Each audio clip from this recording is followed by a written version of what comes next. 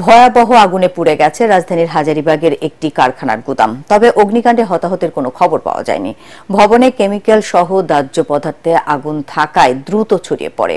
শুক্রবার দুপুর 2:15টার দিকেই আগুন লাগে। পুলিশ, র্যাব, সেনাবাহিনী ও বিজিবির সহায়তায় ফায়ার সার্ভিসের 13টি ইউনিট প্রায় 3 ঘন্টার চেষ্টায় আগুন নেভায়। আগুনে চামড়া, কেমিক্যাল সহ বিভিন্ন মালামাল পুড়ে ছাই হয়ে গেছে। আদিন সজীবের রিপোর্ট। আবারও আগুনে পুড়ছে হাজারীবাগের বহুতল ভবন, সঙ্গে ছাই হচ্ছে কারখানার কোটি টাকার মালামাল, অনেকের সারা জীবনের কষ্টের ফল অর্জন।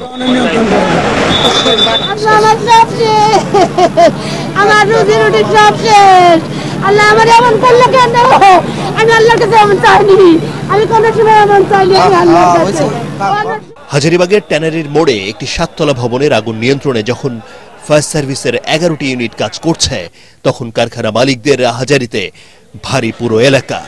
আমাদেরটা 5 তলায়, তো ওখানে তো গত পরশু রাতেও আমার কিছু মালামাল আসছে।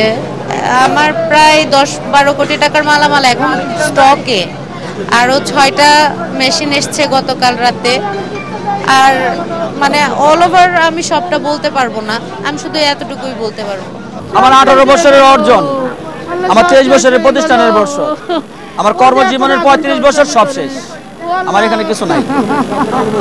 আমার এখানে আমি করোনার পর থেকে আর ঘুরে দাঁড়াতে পারি নাই। আর ব্যাংক লোন ছিল, ব্যক্তি লোন ছিল, এখন আমি প্রায় 65-60 লাখ টাকার লোন আছে।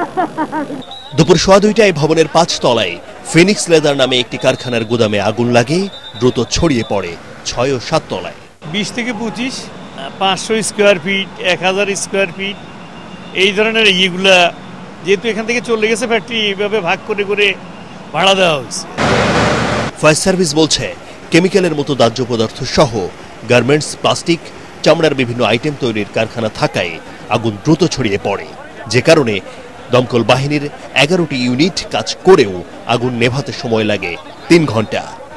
তবে কোথা থেকে আগুনের সূত্রপাত তা স্পষ্ট নয়।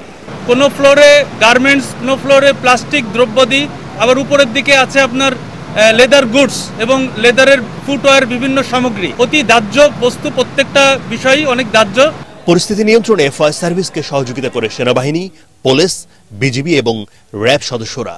তবে একই রকম ঘটনার পুনরাবৃত্তিতে নগর কর্তৃপক্ষ আর প্রশাসনের ভূমিকা নিয়ে প্রশ্ন তুলছেন বাসিন্দারা।